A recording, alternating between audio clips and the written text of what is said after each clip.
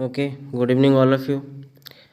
तो जैसे कि हम लोग बाकी सारे सब्जेक्ट्स का हिस्ट्री का पहला चैप्टर और ये सारे डिस्कशन कर चुके हैं, तो आज इकोनॉमिक्स का सेकंड चैप्टर हम लोग डिस्कशन करेंगे। सारे MCQs, assertion reason and case based studies. तो ये चैप्टर है तुम्हारा सेक्टर्स ऑफ इंडियन इकोनॉमी, जो टर्म 1 में आने वाला है।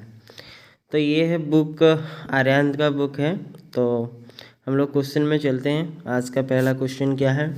Which of the following activity belongs to the tertiary sector of the economy. तो टर्शियरी सेक्टर किस में बिलोंग करता है इसमें से चारों से? तो इसका सही आंसर होगा डी, टीचिंग। उसके बाद एक एग्जाम्पल दिया है, Sunil son of a farmer after studying in agriculture university has become a research scientist and undertake work for developing hybrid oil seeds. तो एक एग्जाम्पल दिया है, सुनील का एक बेटा है जो कि एग्रीकल्चर यूनिवर्सिटी में पढ़ा है और उसने रिसर्च साइंटिस्ट बन गया और हाइब्रिड ऑयल सीड्स के बारे में रिसर्च कर रहा था। तो उसमें से तुम्हें एनालाइज करना है इंफॉर्मेशन से कि वो कौन सा सेक्टर में पास्ट और प्रेजेंट, मतलब कौन सा में पहला था और अभी कौन सा सेक्टर में है। तो इसका सही आंसर होगा सी, फ्रॉम प्राइमरी टू टर्शियरी। तो पहले एग्रीकल्चर में काम करता था, उसके बाद वो साइंटिस्ट बना। जब कभी सर्विस का बात आएगा तो उसका टर्शियरी सेक्टर हो जाएगा। तो उसके बाद थर्ड क्वेश्चन का, arrange the following in the correct sequence. Sequence में पूछा है, कौन सा सीक्वेंस क्या होगा? तो पहला, transporting cloth to the workshop, this is tertiary. Sales in shop and showrooms, that is tertiary. Spinning the yarn, that is secondary. Growing of cotton, तो ये ऑप्शन में एक्चुअली गलत दिया गया है। तो इसका ग्रोइंग ऑफ कॉटन, ग्रोइंग करना मतलब ये एग्रीकल्चर में आता है। तो पहला तुम्हारा क्या होगा? एग्रीकल्चर होगा। तो ये ऑप्शन होगा तुम्हारा थर्ड का बी होगा। तो ये बुक का कभी कभी गलत हो जाता है, ये सेकेंडरी दिया गया है लेकिन ये सेकेंडरी नहीं होगा। ग्रोइंग ऑफ कॉटन हो जी एग्रीकल्चर में आएगा, तो ये प्राइमरी सेक्टर में आएगा। तो नेक्स्ट में हमारा आता है क्वेश्चन नंबर 4, आज the methods of farming change and the agriculture sector begin to propagate most of the goods produced where from the primary sector most of the people are also employed in this sector। तो ये question में पूछा गया, methods of farming आज के time में change हो गया है। तो एग्रीकल्चर सेक्टर में आज के टाइम में अगर देखेंगे प्रॉस्पर हो रहा है बहुत ज़्यादा, तो प्राइमरी सेक्टर भी बढ़ रहा है। तो क्वेश्चन नंबर 4 का सही आंसर होगा C, that is natural products. उसके बाद क्वेश्चन नंबर 5, तो activities in the primary and secondary and tertiary sector of the economy are dash with each other. तो ये क्वेश्चन नंबर 5 का पूछा गया है कि तीनों सेक्टर जो है वो क्या है अपने बीच में। तो वो होगा तुम्हारा इंटर डिपेंडेंट, मतलब एक दूसरे के साथ वो लोग डिपेंडेंट रहते हैं। अगर प्राइमरी वाला काम नहीं करेगा तो सेकेंडरी टर्शियरी भी डूब जाएंगे। तो नेक्स्ट में क्वेश्चन नंबर 6 में आते हैं, using sugar cane as raw material we make sugar and गुड़, under what sector does this activity come. तो इसमें पूछा गया है रॉ मटेरियल के हिसाब से जो शुगर और जो गुड़ काम यह होता है, काम किया जाता है, तो कौन सा सेक्टर का एक्टिविटी है। तो ये क्वेश्चन नंबर 6 का सही आंसर होगा सी, दैट इज सेकेंडरी, क्योंकि ये मैन्युफैक्चरिंग सेक्टर में आ जाता है। नेक्स्ट में आता है question number 7, Madhav has no regular employment, sometimes he earns very little with some part time work, he also has no investment capability to use own skills to earn money, in which sector madhav is engaged। तो ये तो normally सबको पता है, अगर regular employment नहीं है और कभी कभी उनको काम मिलता है उसमें भी कम पैसा मिलता है, तो उसके पास इन्वेस्टमेंट के लिए भी कैपेबिलिटी नहीं है और खुद का स्किल भी नहीं है, तो ये कौन सा सेक्टर में आएगा। तो क्वेश्चन नंबर 7 का तुम्हारा आएगा tertiary sector and unorganised sector. ये क्यों बोला गया है टर्शियरी सेक्टर? क्योंकि सर्विस देता है, कभी कभी जब भी काम करने के लिए जाता है। और अनऑर्गेनाइज सेक्टर इसीलिए कहा जाता है क्योंकि वो बहुत कम पैसे कमाते हैं और उसका रेगुलर भी एम्प्लॉयमेंट नहीं है। नेक्स्ट में आते हैं क्वेश्चन नंबर 8 में। तो यहाँ पे दिया गया है following GDP in rupees crore by the 3 sectors. तो तीनों सेक्टर में कितना जीडीपी हर साल दिया जाता है, ये 2 साल का दिया गया है, 2000 का 2013 का। तो from the 2013 which sector of the economy showed the maximum growth terms of share and each sector in the GDP of the country। तो कौन से सेक्टर में सबसे ज़्यादा डेवलपमेंट हुआ है पूछा है। तो क्वेश्चन नंबर 8 का सही आंसर होगा C, that is tertiary sector में सबसे ज़्यादा हुआ है। तो ये दोनों को तुम लोग देख सकते हो। तो नेक्स्ट में आते हैं question number 9। A flower cultivator grows tulips, reaps a good crop and sell it in the trader. The trader exports the tulips and earns huge profit, increase the GDP, but the farmer is still not able to earn well. Why? तो ये question पूछा गया है कि एक farmer है जो flowers उगाता है, लेकिन वो डायरेक्टली नहीं बेचता है, वो ट्रेडर को बेचता है, एंड ट्रेडर का बहुत ज़्यादा प्रॉफिट होता है। तो अभी क्वेश्चन में पूछा गया है जीडीपी तो बढ़ा, लेकिन फार्मर्स का कोई भी ईयर्न जो है अच्छा नहीं हुआ। तो ये किसके कारण? तो क्वेश्चन नंबर 9 का सही आंसर होगा ऑल ऑफ द अबव। तो ऑल ऑफ द अबव मतलब क्या होगा? Most of the profit is taken by the trader, farmer is under employed and disguise employment, farmer traders experts और exporter work in unorganise sector. तो ये तीनों होगा सही आंसर। तो नेक्स्ट में क्वेश्चन नंबर 10 में चलते हैं, अरेंज द सीक्वेंस। तो अरेंज इन सीक्वेंस में तुम्हें करना होगा। तो सीक्वेंस में पूछा गया making of Koya, buying of sweets during Diwali, extraction of milk, displaying sweets in the showcase. तो इसका सीक्वेंस तुम्हें बताना होगा। क्वेश्चन नंबर 10 का सही आंसर होगा बी। तो पहला होगा एक्सट्रैक्शन ऑफ मिल्क, देन 1 होगा मेकिंग ऑफ खोया, देन 4th होगा तुम्हारा displaying sweets in showcase, then 2 होगा तुम्हारा buying of sweets during the Diwali. तो दिवाली के लिए ये मिठाई जो बनाया जाता है इसके बारे में बोला गया है।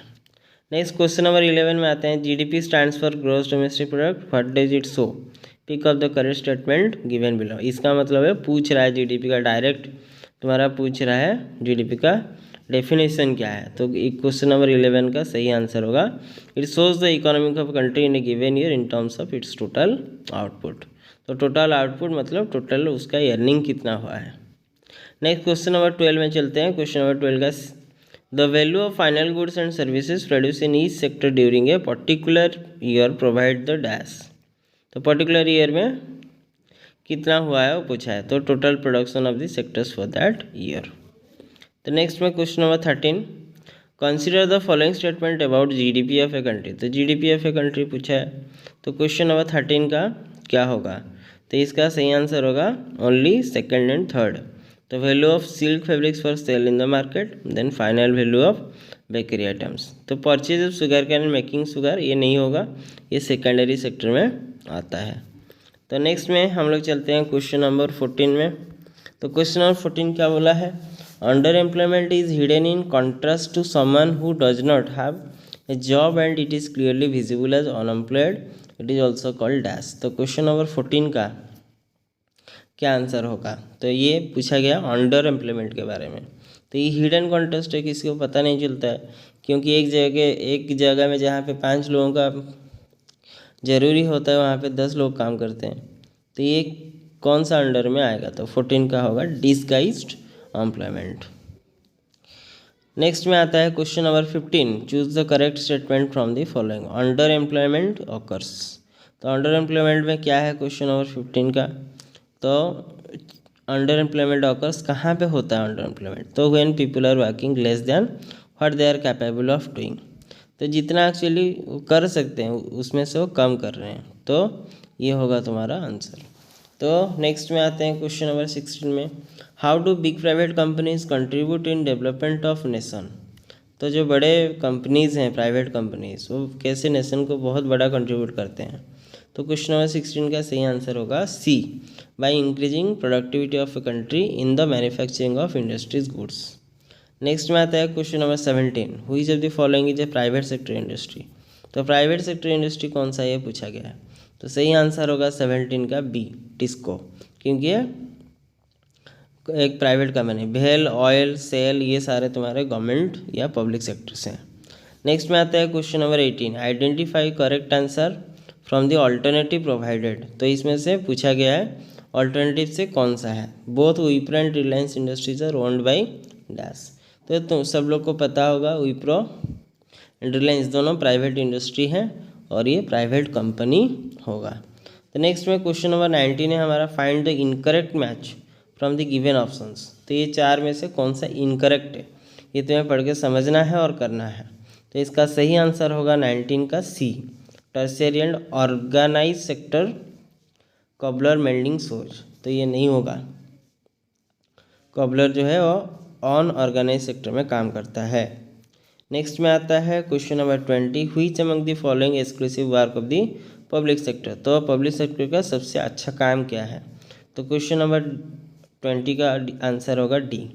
तो सबको ही होगा, supplying of electricity, buying of essential food grains like rice wheat and at fair price, that means PDS के बारे में बोल रहा है। Then providing primary education in villages, बच्चों का फ्री एजुकेशन के बारे में बोल रहा है। तो ये सारे काम अच्छा है, तो इसका सही आंसर होगा डी। नेक्स्ट में आता है question number 21, Harita attends her office from 9:30 AM to 5:30 PM. He gets her salary regularly and every month. Addition to salary, he got also provident fund other facility as per the rules and laid down by the government. Identify the employment sectors in which Harita is working. तो ये कौन सा sectors में काम करे? जैसे हम लोग पढ़े थे, जो बुक में हमारा स्टोरी दिया गया है स्वप्ना के बारे में। तो नेक्स्ट में आते हैं, ये 21 का आंसर होगा तुम्हारा बी। इसका मतलब है ऑर्गेनाइज सेक्टर में ही हो सकता है ये सब। नेक्स्ट में आता है क्वेश्चन नंबर 22। क्वेश्चन नंबर 22 में क्या है? Find the correct match from the options. तो ये ऑप्शंस में से कौन सा करेक्ट मैच है? 22 का आंसर होगा B, setting of wheat flour mills, employment in secondary sector. तो मैन्युफैक्चरिंग बोल रहा है, मतलब इसका मतलब ये आ जाएगा तुम्हारा सेकेंडरी सेक्टर में। Next question number 23, which scheme is implemented by the government of India in 625 districts India under right to work. तो ये सबको पता होना चाहिए, क्लास में भी हम लोग ऑलरेडी डिस्कशन कर चुके हैं। राइट टू वर्क का मतलब वो किस में आएगा? 23 का आंसर होगा B, MGNREGA, that is Mahatma Gandhi National Rural Employment Guarantee Act. तो ये 2005 में आया था। इसके अंडर में भी और एक क्वेश्चन पूछ सकता है जो 100 डेज के बारे में। तो कंपलसरी हर किसी को 100 डेज का वर्क मिलना चाहिए। नेक्स्ट क्वेश्चन चलते हैं क्वेश्चन नंबर 24 में, in conducted Surat city the finding are summarise in a table. Read and answer the questions as follows. It was seen in the 11,000 work in organized sector of the economy. The total income of the city in the year 2018-19 was 2,000 million. Out of 1,200 million was generated in the public sector. तो इसमें एक data दिया गया है 2018-19 में कैसे कैसे हुआ था, कितना लोग काम कर रहे हैं प्राइवेट में और पब्लिक में। तो इसका ये डाटा दिया गया है, टोटल वर्कर्स कितने हैं, वर्कर ऑर्गेनाइज सेक्टर कितना है, इनकम ऑफ द सिटी क्या है, generated in the organised sector क्या है, इनकम जनरेटेड अनऑर्गेनाइज सेक्टर क्या है। तो इसमें क्वेश्चन क्या पूछ रहा है? What does the number of workers and income shared in the economy shows. तो ये जो डाटा दिया गया इसमें से क्या शो कर रहा है? तो क्वेश्चन नंबर 24 का सही आंसर होगा तुम्हारा A, that is more employment in unorganise sector but income less. ज़्यादा लोग काम करते हैं अनऑर्गेनाइज सेक्टर में, लेकिन उनका इनकम बहुत कम है। तो नेक्स्ट में हम आते हैं क्वेश्चन नंबर 25 में, fill in the blanks. The feature of unorganised sector are dash holidays, no fixed number of working hours and dash employment. तो इसका सही आंसर होगा 25 का सी, अनपेड। मतलब feature of unorganised sector are unpaid holiday, अगर छुट्टी में कोई जाता है तो उसको उसके लिए पेमेंट नहीं किया जाता है। No fixed number of working hours, तो सबको पता होना चाहिए, तो उनका कभी जाना कभी आना उनका सही नहीं रहता, ठीक नहीं रहता है। तो नेक्स्ट में आता है एस्योर्ड मतलब जॉब सिक्योरिटी के बारे में वो बोल रहा है। जॉब सिक्योरिटी नहीं रहता है अनऑर्गेनाइज सेक्टर में। नेक्स्ट में choose the following incorrect option from the following. तो बहुत सारे बच्चे कन्फ्यूजन हो जाते हैं, करेक्ट इनकरेक्ट सही से नहीं पढ़ते हैं, तो पढ़ना है इनकरेक्ट ऑप्शन कौन सा है। तो क्वेश्चन नंबर 26 का सही आंसर होगा C, carpenter, that is primary sector. तो कारपेंटर का होगा टर्शियरी सेक्टर, क्योंकि सर्विस देता है। नेक्स्ट में हम लोग का आता है match of the following, selling of woollen garments, rearing of सीप, Raymond quotes, preparing woollen fibres, private sector, secondary, tertiary, primary. तो इसका सही आंसर होगा ए मतलब तुम्हारा क्या होगा? ए का थर्ड होगा, बी का 4, सी का 1, डी का 2। तो ए का थर्ड मतलब selling of woollen garment, that is tertiary sector, B का 4 मतलब rearing of sheeps that is primary sector, C का 1 Raymond coats that is private sector, then D का 2 that is preparing woollen fibres that is manufacturing sector, और we can say secondary sector. तो इतना हमारा 27 questions था MCQ का। तो next में चलते हैं हमारा एसोसिएशन रीजन के बारे में। तो एसोसिएशन रीजन में सबको पता होगा कि तुम्हारा जैसे कि ऑप्शंस दिए जाते हैं A B C D, then A and R R true, R is correct explanation of A. तो नेक्स्ट में चलते हैं क्वेश्चन नंबर 28।